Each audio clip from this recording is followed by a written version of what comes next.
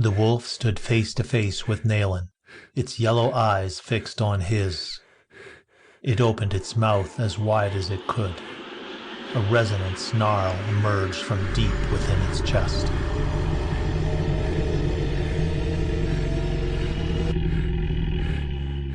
It almost closed its jaws around Nayland's face. Then it backed away and snapped its maw with a loud clap, splashing drool onto the dwarf's face. Nayland let out a shuddering sigh. The alpha wolf backed away and once again bowed before the man, then turned and disappeared into the night, the pack on its heels. With a gesture of the man's hand, the two were released. Nayland suddenly launched into his attack, thrust forward by the momentum he had built up earlier. He tumbled into the nearby brush. Zarek's arrow whizzed off into the forest and thunked into a tree. Both Nayland and Zarek turned to face him, bewilderment plain on their faces. Zarek smiled. Nayland gawked from his knees, breathing heavily. After regaining his composure, Nayland shook his head, went to calm the mounts and unpack his supplies for the evening meal. The man took a seat on a log by the fire, holding out his hands to warm up. Zarek approached and sat across from him. "Have you remembered, then, who you are?" Zarek asked quietly. "Do you know what happened to you?" "I do not," he answered. He looked into the depths of the flames, and for a moment he thought he saw the mournful eyes of a dragon staring back at him. "I know that something terrible is happening, and that I must do something to stop it." "I think ye know more than that," Nayland said, laying out a roll for him by the fire. "I tell ye what I know. I know that you're no ordinary man. You're too young to be a druid, but you have the magic in you. So, I'd say you're a wizard, and one that is known to the beasties. They seem to hold ye in high regard." Nayland finished setting up the bedroll and looked up at him. Their eyes met. "I know one more thing. Ye saved our lives, and for that, I am grateful. I call ye friend."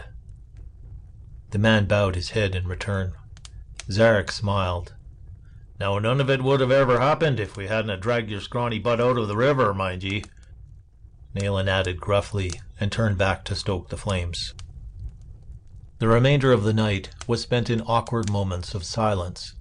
The three companions ate by the light of the fire, Nayland having prepared a meal of rabbit stew. One thing the man did find out about himself was that the thought of eating an animal made him feel quite sick. He much preferred the leafy soup and whey bread that Zarek offered him. "So, what are we going to call ye?" Nayland asked while he oiled his blades. "I do not know," the man answered. Zarek looked up at him, arching his thin eyebrows. "Maybe you ought to pick a name," Nayland said. "We gotta be calling you something." "And maybe some time before you recall your true name," Zarek added, sipping his tea. Indeed, it could be some time, for try as he might, the man could not recall any name, or even the sense that he had one. "We could just call him Wizard for now. Leastways until he remembers his rightful name, or comes up with one himself," Nayland said, thumping the head of his axe into a log. "What say ye, Wizard? 'Tis as good a name as any, eh?" He did seem to have an innate understanding of the energies around him, in the air and the land itself. The moment he had called on those powers to freeze Nayland and Zarek, they had come quite naturally. He did not feel slighted by being called Wizard. Though it was a little impersonal, he decided it would do, as the dwarf might otherwise end up calling him something much less desirable. Wizard woke the next morning with no sign of having been injured.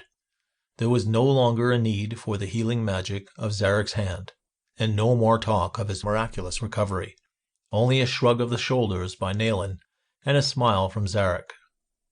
Once again he took the knife to his face, slowly gliding it over the curves and dips, cleaning away the growth of the night before. It gave him a sense of control, the only control in his life at the moment. "Well, that was a waste of a good beard,"